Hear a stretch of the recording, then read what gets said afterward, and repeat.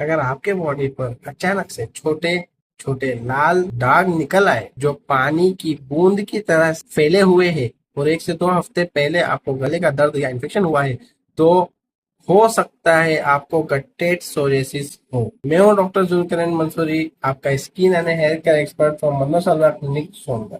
आज हम डिटेल में समझेंगे गट्टेड सोरियासिस क्या होता है, क्यों होता है और इसका प्रॉपर ट्रीटमेंट क्या है। सबसे पहले समझते हैं गट्टेड सोरियासिस क्या होता है।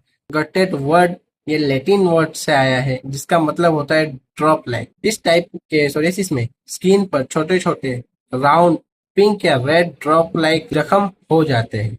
ये प्लग जैसे मोटे नहीं होते बल्कि छोटे और फैले हुए स्पॉट्स होते हैं। और कौन से लोगों में ज्यादा होता है?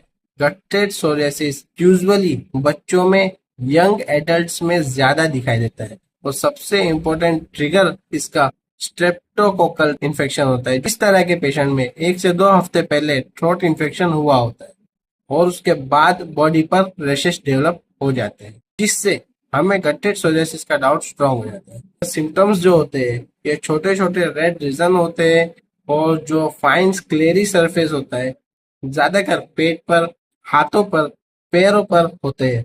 कुछ केसेस में फेस पर होते हैं और ये माइल्ड टू मॉडरेट हो सकता है। कभी कभी पेशेंट को माइल्ड फीवर भी होता है। इन्फेक्शन के टाइम पर ये गट्टेड सोरियासिस बहुत ज्यादा सीवियर इफेक्ट नहीं बताता। ये एक इम्यून मेडिएटेड डिसीज होता है जो इन्फेक्शन के बाद बॉडी का इम्यून सिस्टम के ओवर रिएक्शन की वजह से होता है। स्किन सेल्स को फास्ट मल्टीप्लाई करने का सिग्नल देता है। नॉर्मल सेल्स 28 डेज में मल्टीप्लाई होते हैं। ये सेल्स 3 to 5 डेज में मल्टीप्लाई होने की वजह से रेड रीजन दिखना शुरू हो जाते हैं।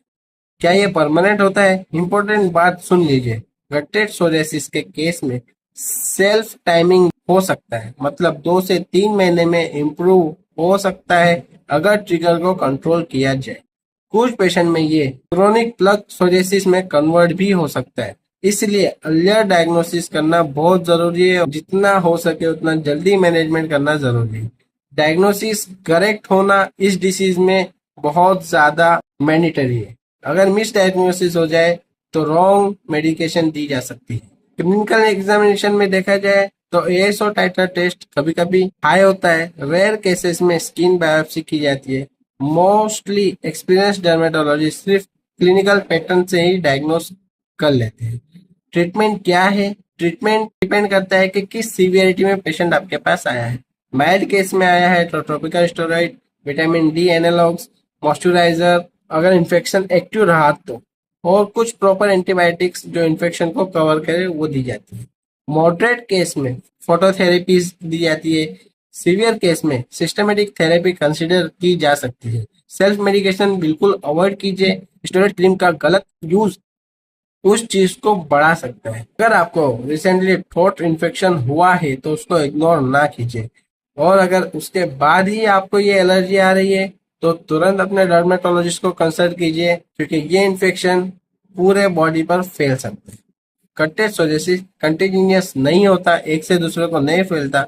अगर ये आपको या आपके बच्चों को sudden drop like red spots develop हुए हैं तो डिले मत कीजिए।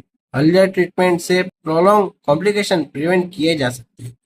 मैं हूँ डॉक्टर जुल्करन मंसूरी, आपका skin and hair care expert और मनोसलवा क्लिनिक सोनभद्र। आपको इस तरह का कोई भी इन्फेक्शन है तो आप हमारे क्लिनिक पर विजिट कीजिए। आपको प्रॉपर ट्रीटमेंट की जाएंगी, प्रॉपर गाइडेंस दिया जाएगा और प्रिवेंशन के साथ उसका प्रॉपर रिजल्ट मिलेगा। अब मिलते हैं नेक्स्ट टॉपिक पे, नेक्स्ट वीडियो में। Thank you so much. Stay connected, stay healthy.